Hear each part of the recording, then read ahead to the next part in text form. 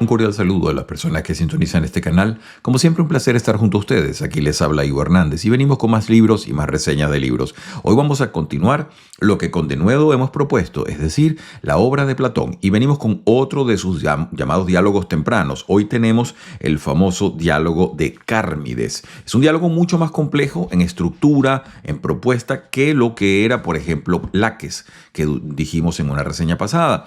En el caso de Critón no pudiera compararlo porque este pertenece a ese tipo de diálogos donde Sócrates, en este caso Platón que escribe todo, Sócrates se aboca a enfrentar un concepto. Entonces nos propone sobre la mesa, lo pone allí y empieza a trabajar esto. Es un diálogo más complicado también porque Platón propone a Sócrates aquí hablando y salen en búsqueda de un concepto, pero a medio camino se bifurcan los caminos y se va por otro lado. Entonces el diálogo termina con una discusión que no tiene nada que ver con la discusión con que se comenzó. Entonces es importante, es decir, la desvía de tal manera que el episteme o el conocimiento se va hacia otro punto.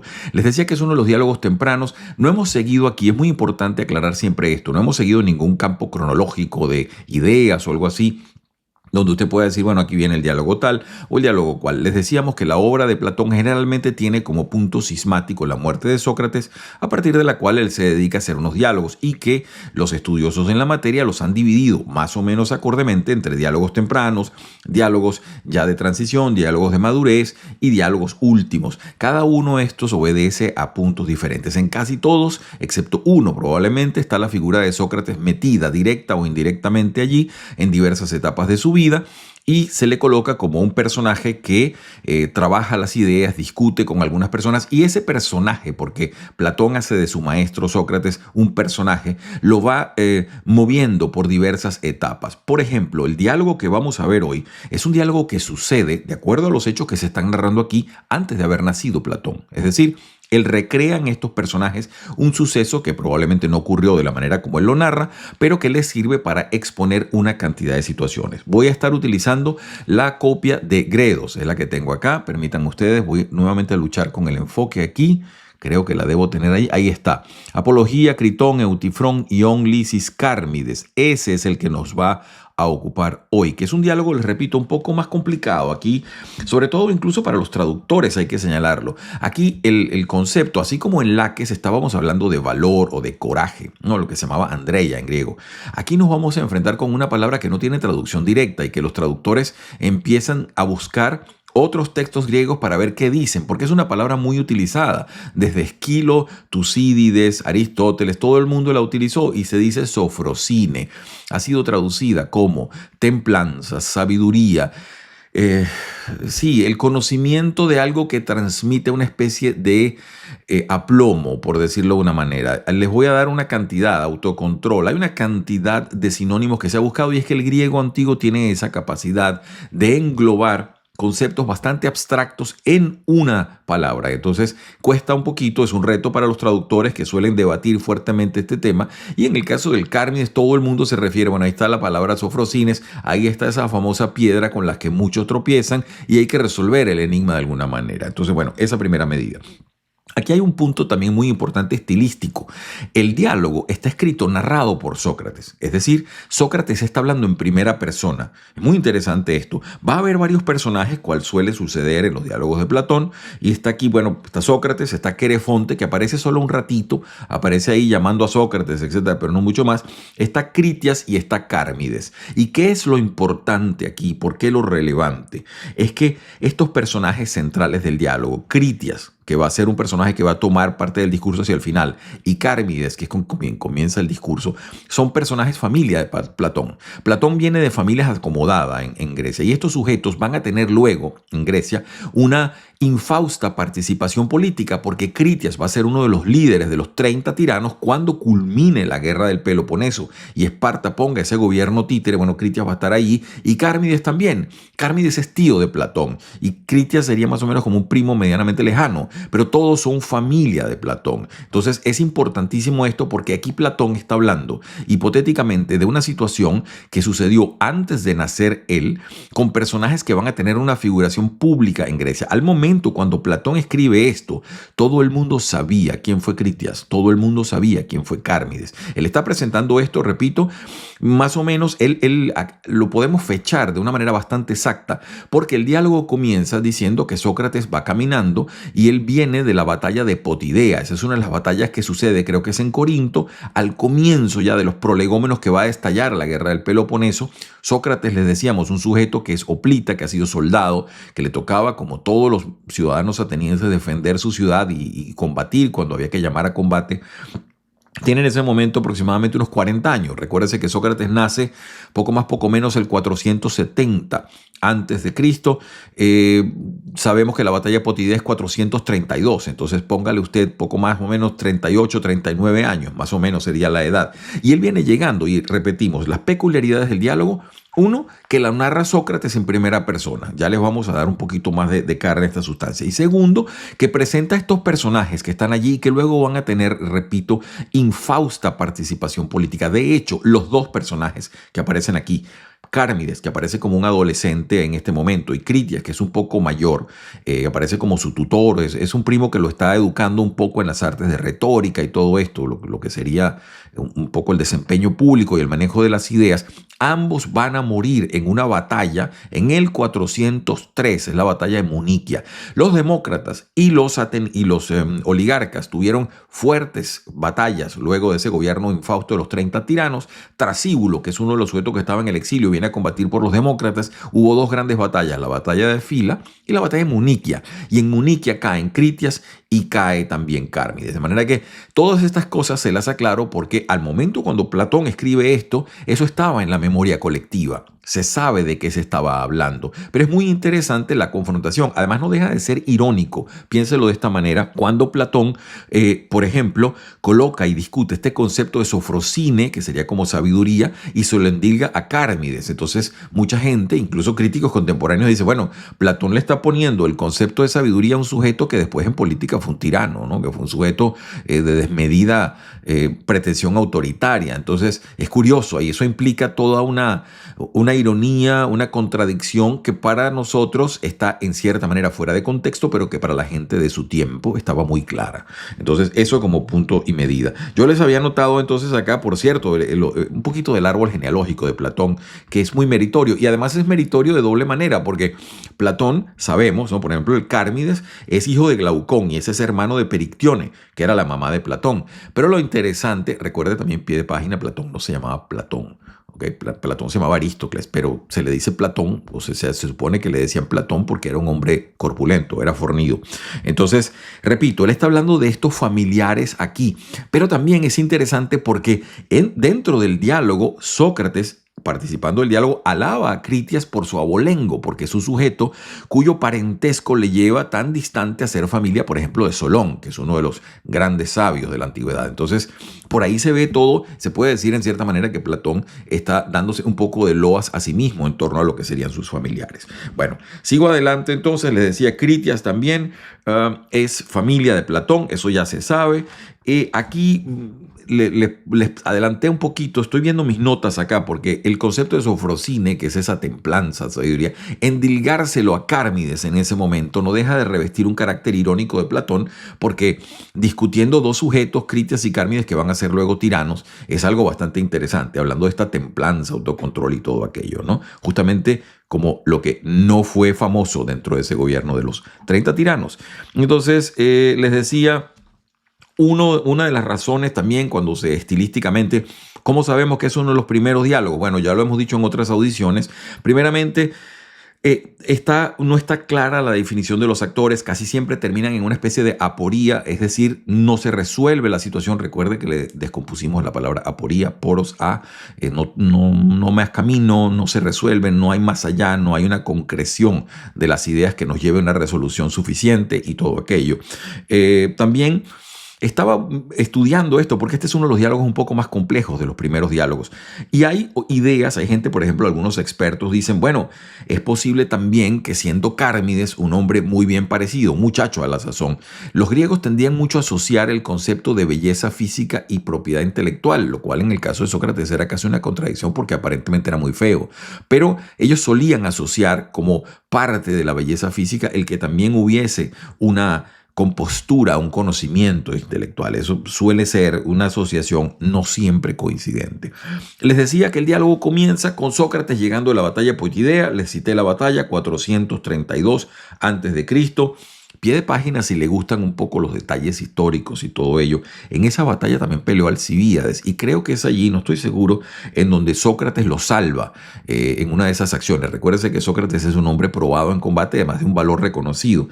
Y él era apreciado por sus amigos precisamente por los dos factores. De hecho, el diálogo comienza narrándolo Sócrates y Querefonte lo llama, que lo ve caminando ya llegando a la ciudad y entonces le pide, no, el diálogo degeneró en la búsqueda del sofrosine y todo aquello, pero al principio, como suele ser en algunos diálogos de Platón, la cosa tiene un carácter bastante coloquial y le pregunta, mira Sócrates, ¿cómo estuvo la batalla? ¿Qué fue lo que pasó ahí? Cuéntanos, porque tenemos noticias, pero tú acabas de venir del tema. Entonces, ese punto. Sigo adelante ya con lo que sucede. El diálogo tiene también para algunas personas y algunos críticos un deje del enfoque homosexual que suelen hacer los griegos en torno a la belleza masculina. Eso puede ser tema o puede no serlo, depende del enfoque que usted le haga. Es cierto que en este diálogo, en donde están reunidos esta serie de sujetos, todo comienza pidiéndole a Sócrates que eche un recuento de la batalla de Potidea y las maniobras militares que se hicieron allí. Luego entonces empieza el diálogo a hablar sobre la belleza de este joven Cármides, que no está presente y lo llaman, pero Sócrates inmediatamente desvía todo para llevarse el tema hacia la filosofía y lo lleva precisamente con eso. Dice, bueno, ya que este joven es tan educado y tiene fama de culto y de hermoso, vamos a hablar entonces de la posesión de eso, de esa templanza, de ese sofrosine. Y ahí comienza esto. Y para darles un esquema funcional del diálogo, se dice entonces, Sócrates empieza cuestionando a este jovencito, ¿no? Mucho más joven, para darles cotas de edad. Sócrates nace en el 470 a.C. Critias, que ya es un poco mayor, tendría en ese momento unos 10 años menor que Sócrates, es decir, debe haber sido un tipo ya cercano a los 30 años. Cármides debe haber sido un adolescente, póngale usted poco más, poco menos, 15, 16 años, y es alumno de Critias que lo está enseñando y cultivando. Entonces, Sócrates empieza a cuestionar a este joven Cármides, y Cármides trata de responder a los cuestionamientos y Sócrates inmediatamente que él propone una definición de este sofrosine, bueno, hace lo que es típico de Sócrates, que es desbaratar el concepto, lo descompone, lo deconstruye e inmediatamente muestra las falencias argumentales. Esto lo hace 1, 2 y 3 veces. Cármides trata de defenderse, pero es un muchacho. Y a todas estas críticas que está escuchando allí, está viendo lo que el muchacho trata, cómo trata de defenderse. Incluso al final, él produce primero una definición, Sócrates la refuta. Segunda definición, Sócrates se la refuta. En la tercera definición, él dice, bueno, hay gente por ahí que dice tal cosa. Y entonces inmediatamente Sócrates, que la pesca al vuelo, dice, bueno, eso lo debes haber escuchado tú seguramente de Critias. Critias se siente aludido y entra directamente en la discusión. Y empiezan entonces Critias y Sócrates, ya un diálogo más de pares intelectuales, a bregar no solamente con la idea del sofrosine, sino de un saber que sea sobre los saberes, es decir, que no sea un saber de algo. El problema del episteme para casi todos los diálogos socráticos es que está abocado a algo, es decir, discutimos o bien una virtud o bien una situación en concreto. Aquí se desvía la discusión hacia una especie de saber de los saberes que por sí mismo nos puede dar entonces un equilibrio. Para darle un poco más de sustancia a todo esto, quisiera también, como es habitual en estos diálogos de Platón, colocarle lo que yo creo que son los conceptos básicos, ¿no? Los he apartado algunos aquí para que los discutamos, si le parece. Y los tengo en pantalla. Fíjense ustedes. Aquí tengo.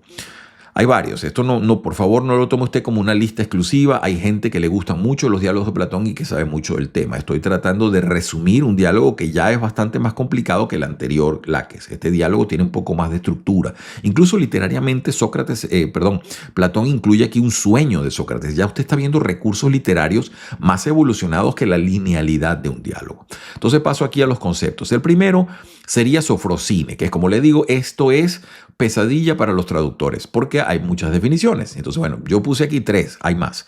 Porque esto lo tiene Esquilo, Tucídides, Aristóteles, aquí está todo el mundo da. Entonces, los traductores, a partir de la utilización semántica, derivan entonces una conceptualización para nosotros. Moderación, templanza, autocontrol, más o menos. Luego está la famosa...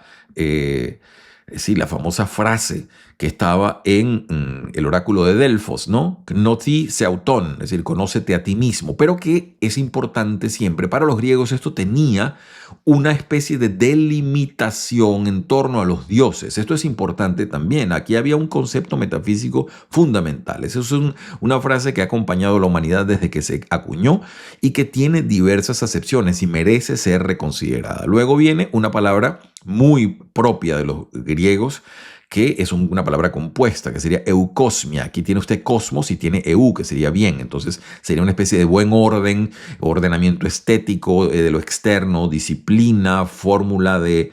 sí, de agrupación mediante una especie de metodología, etc. Luego viene una palabra fantástica también que se llama encrateia, de donde usted conoce Kratos.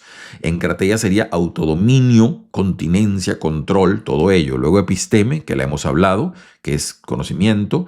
Luego tenemos a dike, que es la famosa justicia. Acá se usa menos, pero es una palabra que es buena que usted la tenga en el radar. Luego tenemos a kalokagathia, que sería la belleza y bondad, nobleza, conceptos que van aparejados. Fíjense cómo ellos lo agrupan, los griegos. Y esto es lo fascinante, porque a través de estas palabras usted puede darse unas pinceladas de la forma de ver el mundo de esta gente, ¿no? Que nos separan, nos agrupan muchas cosas con ellos y nos separan otras tantas. Luego viene aidos, no confundir con eidos, que es otra cosa, con las ideas y tal, no. Aidos, que sería la vergüenza, la modestia, es también en cierta, por ejemplo, la falta de esto, la falta de aidos, lo señala mucho Homero para los sujetos que entran en extraordinaria pérdida de vergüenza y por ello el orgullo los domina, cosas así. Es muy importante como un factor límite, un factor que hay que tener porque es un factor de continencia, ¿no? Luego viene fronesis, que usted seguramente la ha escuchado, prudencia, sabiduría práctica, he colocado, eso es medio dudoso, yo me quedo más con prudencia. Luego viene paideia, la hemos utilizado también, sería más o menos como educación, formación, transmisión de conocimiento. Y una palabra que es hermosísima, que significa aletheia. Aletheia significa para nosotros algo como la verdad, pero no verdad solamente, eso es un concepto profundo, porque la aletheia es llegar a la verdad por descascaramiento o por, piense usted como en la cebolla, porque la realidad tiene capas y la aletheia sería el concepto puro de la verdad, a lo cual se llega mediante el descarte de factores que van escondiendo un poco esa verdad. Se las dejo allí todas estas cosas para que las vayamos utilizando. Entonces, entro ya directamente a lo que sería el diálogo. Paso entonces con mis notitas, porque acá sí necesita uno tener su brújula, ¿no? Aunque sea una brújula pequeña. Repito, entra Cármides, bueno, entonces hablan allí, le dicen al muchacho, todo el mundo dice que es muy buen mozo, muy bien parecido. Sócrates inmediatamente desvía el tema hacia la filosofía, porque no está para estar con esas teorías allí de admiración de belleza física, él simplemente le interesa entrar a la carne, que es el diálogo, ¿no? Y ponerse a hablar del tema. Dice aquí, inmediatamente entra y le tira la pregunta al pobre Cármides. Yo digo pobre porque lo arrincona al muchacho delante de toda esa gente y lo pone a ver si es verdad que es tan hermoso y tan buen mozo y como prometedor y prudente. Bueno, vamos a ver. Y dice, dime tú, le copié la pregunta, dime tú si te crees provisto de sabiduría o no. Entonces Cármides, que no es tonto, inmediatamente dice, bueno, si digo que no, desmiento lo que han dicho otros. Si digo que sí, peco de inmodestia, ¿no? Por eso le decía lo de aidos, es muy importante, no hay que embarrar. Entonces dice, bueno, pero si tú posees alguna sabiduría, tienes que tener un concepto. Eso es típico de Sócrates, es decir, ahí lo arrincona. Dice, bueno, si tú tienes eso tiene que ser algo, y ese algo tiene que poder definirse. Entonces empieza este pobre muchacho a dar las definiciones como puede, ¿no? Y dice, bueno, presumiblemente Sofrosine, que sería, ¿no?, ese concepto del cual estamos hablando, sería, bueno, mostrar en todo aquello que uno hace una tranquila dignidad, ¿no? Fíjense ustedes cómo lo hace. Y aquí él está apelando también a conceptos que se manejaban, porque si uno ve después Aristóteles, cuando trabaja Sofrosines, sí lo hace como una especie de contraposición a lo que sería una cosa espontánea, imprevista, una cosa desmedida y rápida. Si hay algo, es decir, la definición de Carmides no está tan perdida en el espacio cuando dice todo esto, ¿no?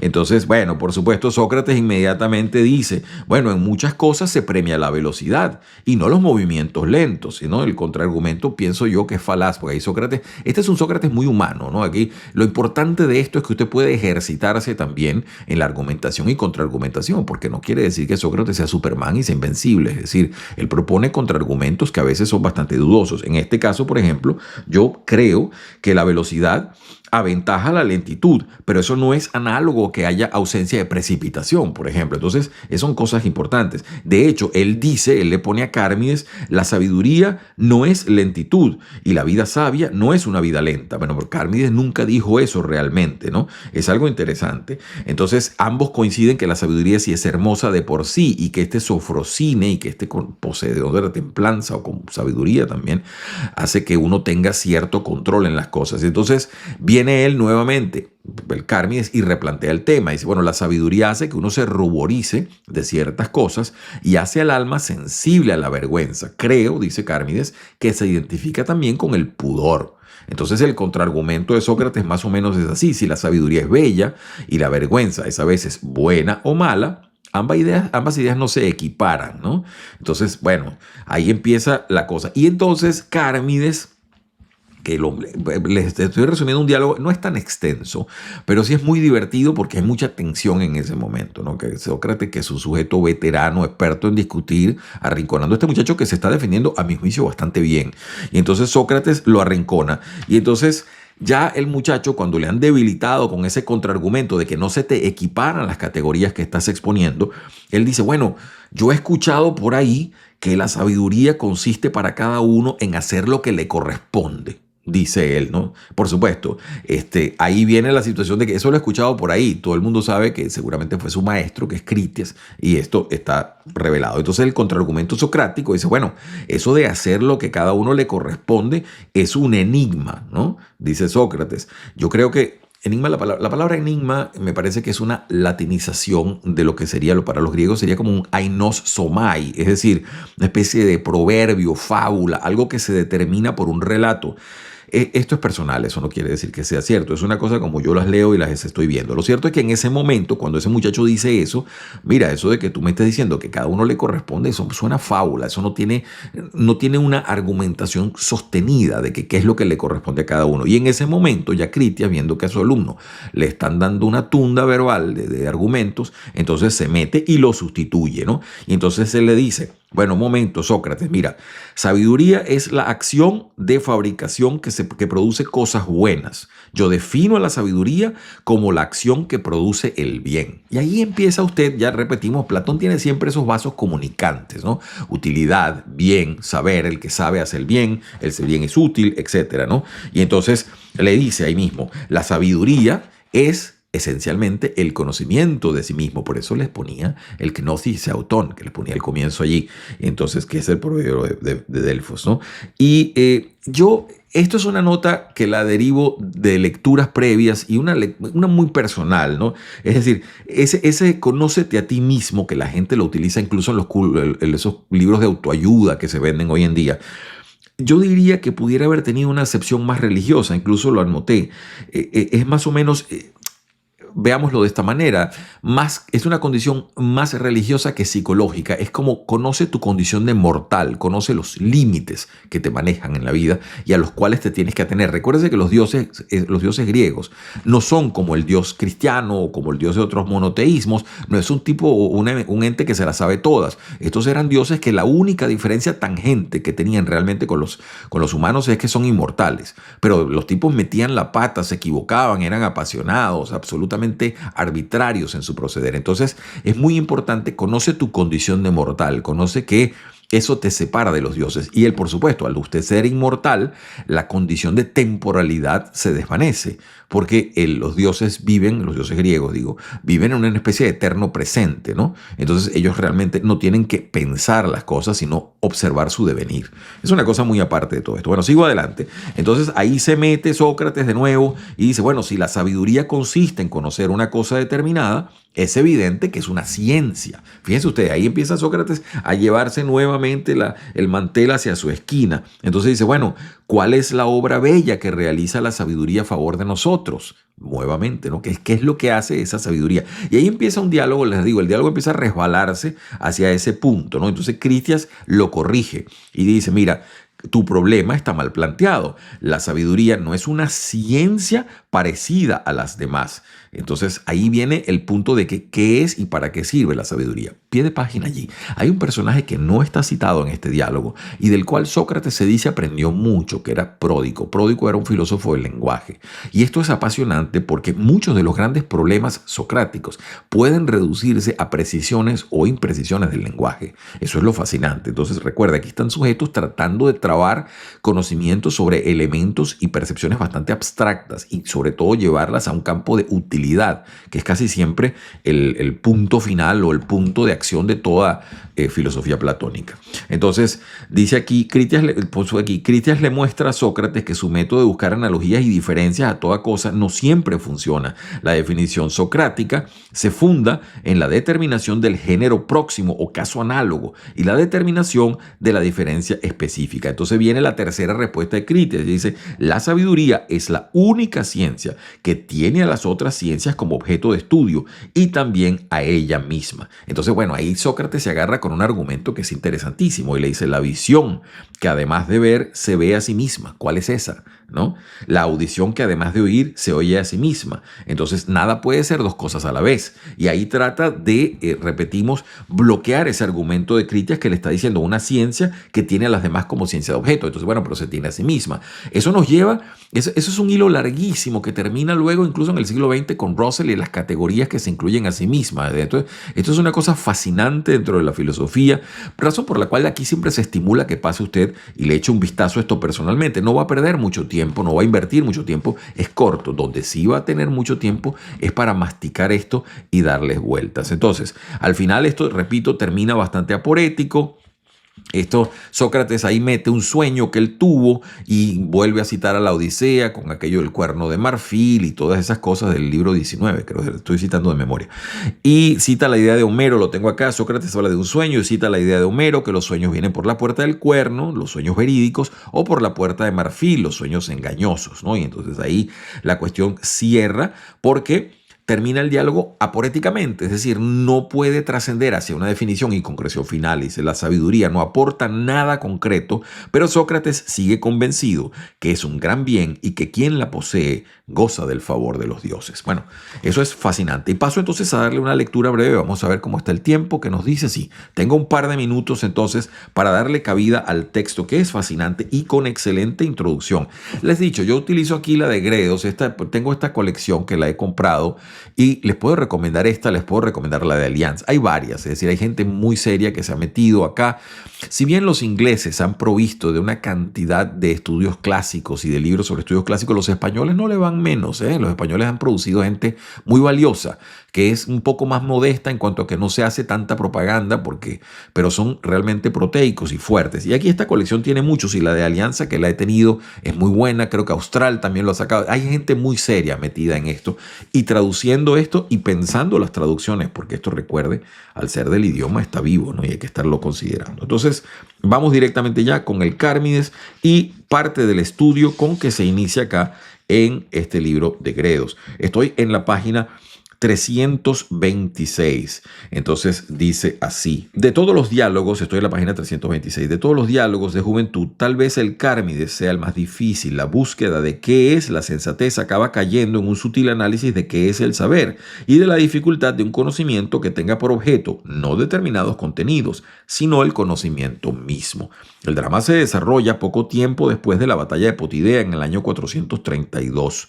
Como Lisis está narrado en forma directa por el mismo mismo Sócrates, pero sus personajes no son solo jóvenes aristócratas, sino nombres que habrán de representar un papel importante en la historia de Atenas. Eso es lo que les decía justamente, y que nos permite trazar una posible temporalidad para este discurso. Platón no había nacido. Él está narrando esto, por supuesto, ficticiamente, pero ubicándolo en planos temporales con personajes que sí existieron. Sigo adelante. Bueno, el tema aquí hay muy bueno en la introducción donde se discute el tema de la sofrosine. Y nos dicen varias cosas al respecto. Bueno, primeramente, ¿dónde lo usa Platón? El concepto aparece varias veces en la obra, ¿no? El sofrosine aparece en el Crátilo, aparece en Tucídides también. Dice acá, hay una especie de secularización del concepto que se opone al desenfreno, a la intemperancia, a la acolasía. Eso lo utiliza también Aristóteles, esa especie de contraposición donde esa moderación y templanza se opone al concepto de acolasía. Los griegos trabajaban mucho con esa especie de diametralidad de los conceptos, ¿no? Sofrosine, acolasía, que sería todo lo que no es, ¿no? A, no a. En el Fedro está también metido, en la República está metido, Aristóteles creo que lo usa. No me acuerdo ahorita a primera mano de Aristóteles, puede ser que lo utilice en la retórica, no estoy tan seguro, pero lo dejo allí, otro día lo verificaremos con más calma si ustedes lo permiten. Entro ya en el diálogo. Fíjense cómo comienza esto, y aquí es las cualidades literarias de Platón. Aquí habla Sócrates en primera persona. Estoy en la página 432 y dice lo siguiente. Había vuelto yo en la tarde anterior de Potidea, del campamento, y me alegraba después de tanto tiempo de volver a las distracciones que solía. Llegué pues a la palestra de Tauras, la que está frente por frente del templo de Basile. Una vez allí me tropecé con mucha gente que en parte me era desconocida, pero la mayoría los conocía. En cuanto me vieron que entraba tan de improviso, se pusieron a saludarme de lejos, cada cual desde sus sitios, pero Querefonte, maniático como es él, saltó de entre el medio, vino hacia mí tomándome de la mano. Oh Sócrates, dijo, ¿cómo es que has escapado de la batalla? Efectivamente, poco antes de mi partida, había tenido lugar una batalla en Potidea, de la que justamente ahora se había tenido noticia aquí. Y yo le respondí, pues así, tal como tú ves. Hasta que han llegado nuevas, dijo, de que la batalla ha sido muy dura y de que en ella han muerto muchos conocidos. Esas noticias se ajustan bastante a la verdad, le repliqué. ¿Estuviste presente en el combate?, preguntó. Estuve. Entonces siéntate aquí y cuéntanos porque aún no nos han informado de todo con detalle. Así comienza el diálogo, les repito, el Sócrates viene llegando de la batalla, el sujeto ya terminó esa parte, viene llegando a la ciudad y se encuentra con un amigo y este Querefonte lo saluda y le dice, ven acá, cuéntanos las cosas. De allí deriva el diálogo porque le presentan, están hablando una cosa y otra, como suele ser en estos diálogos de Platón, y entonces empieza alguien a decir, mira, has visto por cierto al joven Cármides, que es muy buen mozo, muy bien parecido y además es muy modesto, muy inteligente, y entonces empiezan a hablar una serie de cosas allí, lo presentan a Sócrates, lo hacen pasar por un médico, una cantidad de cosas que, repito, si a usted le interesa esa parte, puede abocarse a ello. Para mí lo que es fascinante y medular es que Sócrates de inmediato aborda a Cármides y le dice, bueno, si tú eres todo eso y eres además prudente, bueno, defínenos qué sería eso de la prudencia, y ahí es donde empieza gran parte del diálogo. De hecho, lo tengo acá en la página 341, cuando él empieza a hablar todo eso y dice, dime pues tú mismo si tienes bastante sensatez, como Critias piensa, o estás falto de ella. Y entonces, bueno, Cármides, que no es tonto, el muchacho es avispado y dice lo siguiente, bueno, si digo que no soy sensato, continúo, estaría bastante fuera de lugar que uno mismo diga tales cosas contra uno mismo. Por otro lado, haré que Critias, aquí presente, aparezca como embustero, y no solo él, sino otros muchos a quienes, por lo que cuentan, parezco sensato, ¿no? Pero a mi vez, si digo que sí y me alabo a mí mismo, es muy probable que esto parezca insufrible, de modo que no tengo nada que decirte. Una respuesta bastante salomónica, por decirlo, buscando una especie de medio en la discusión. Luego entonces empiezan pues a hablar las cosas, ellos a discutir los argumentos que les planteé anteriormente. Les estoy poniendo un par de extractos por acá. Entonces, nuevamente, cuando le desbarata el primer concepto, cuando te decía que aquella calma y todo aquello, que entonces le dice, bueno, el saber rápido en algunas cosas se premia, saber las cosas de una manera bastante veloz. Y entonces le vuelve a preguntar, dime llana y decididamente, página 346, ¿qué es lo que te parece que es? Entonces Cármides, concentrándose y reflexionando, dice, me parece en verdad, dijo, que la sensatez hace tímido y pudoroso al hombre, de modo que es algo así como el pudor y la sensatez. Entonces, bueno, Sócrates empieza a bombardear esto, ¿no? Y luego entra entonces la situación donde él cita a Critias, sin nombrarlo. Critias se siente aludido, se mete en el diálogo y empiezan ellos a discutir. Estoy en la página 357 y esto es clásico de los diálogos platónicos, ¿no? Dice Critias, en tu pregunta, Sócrates, has caído en aquello en lo que la sensatez se distingue de todos los otros saberes, pero tú buscas una semejanza de ella con los otros, y esto no es así, sino que todos los otros saberes lo son de algo, pero no son de sí mismo, mientras que ella es la única que, además de un saber de todos los otros, lo es de sí misma. Es decir, la sabiduría sería un conocimiento que agrupa los conocimientos y se agrupa y se mete dentro de ellos, a la vez sujeto y objeto en el caso de estudio. Entonces, nuevamente empiezan ellos a debatir. Sócrates trata de repartir aquello que les decía de que un ojo que mira, quien lo mira, un oído que oye y se oye a sí mismo y todo aquello, ¿no? Entonces, al final, ya casi para cerrar el diálogo, dice... esto está narrado por Sócrates, repito, en primera persona, y dice lo siguiente. Y Critias, oyendo estas cosas, página 364, y viendo que yo andaba perplejo como aquellos que, viendo bostezar a los que tienen enfrente, les entran ganas de hacer lo mismo, me pareció que estaba contagiado por mi incertidumbre y vencido por la aporía. Y como también estaba siempre muy pendiente de su reputación, se avergonzaba ante los que allí se encontraban y por un lado no quería concederme que era imposible dar cuenta de las cuestiones propuestas y por otro no decía nada claramente, intentando ocultar la aporía, ¿no? Entonces trata Sócrates de una manera bastante educada de ir buscando un punto medio para cerrar esto y dice, bueno, entonces, si te parece, Critias, vamos a dar ahora por sentado que es posible que se dé un saber del saber, buscando ese punto medio, ¿no? Y ahí va cerrando el diálogo con cosas que son importantes. Yo le pongo hacia el punto final lo siguiente. Dice Sócrates, ya cerrando, dice, pues en verdad, si la sensatez es todo aquello que decimos que es, no me parece demasiado claro que nos haga buenos, ¿no? Y entonces ahí viene a hablar del sueño que él tuvo, porque no pone más allá de decir en ese famoso sueño de qué es lo que está tratando de hacer y que no se define. Y por eso utiliza las dos imágenes. Fíjense que acá hay un pie de página que quisiera compartir con ustedes en la alusión a la Odisea, en el canto 19. Es donde Penélope explica a Odiseo la diferencia de los sueños. Dice, hay dos puertas para los leves sueños, una construida de cuerno y otra de marfil. Los que vienen por el bruñido marfil nos engañan, trayéndonos palabras sin efecto, y los que salen por el pulimentado cuerno anuncian al mortal que los ve cosas que realmente han de verificarse. Y aquí lo que está haciendo en cierta manera Sócrates es tratando de arguir que probablemente sean sueños por la puerta de marfil, sueños de palabrería, pero que no terminan definiendo ningún concepto. Paso hacia la parte final para no abotagarlos con demasiada lectura, un poco también presionado por el tiempo, y termina Sócrates de una manera bastante diplomática, se puede decir. Dice aquí en la página 374, donde dice, y el caso es que nos hemos puesto de acuerdo en muchas cosas que después no nos han coincidido en el discurso. Nos pusimos de acuerdo en que había un saber del saber, no permitiéndolo el discurso ni diciendo que lo hubiese.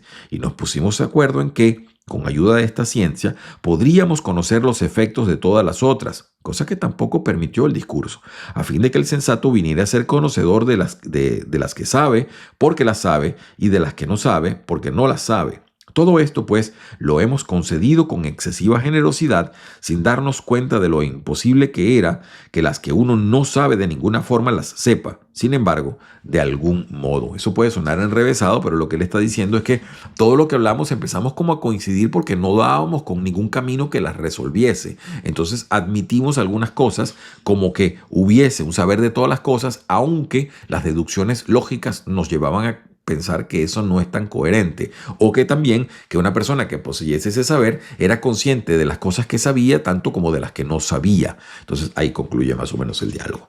No quiero botagarlos con demasiada discusión, es un diálogo fascinante y que merece múltiples lecturas. Es corto, el Cármides pertenece a esos diálogos primeros de Platón, yo lo recomiendo ampliamente y vamos a continuar en la medida que usted lo permita dándole visiones y revisiones a estos trabajos de Platón. Todavía estamos en la fase de los primeros diálogos, deben venir venir otros por allí que tenemos planeados. Hay muchos muy interesantes, algunos no tan complejos como este. Este pudiera ser de los más elaborados de esa primera etapa.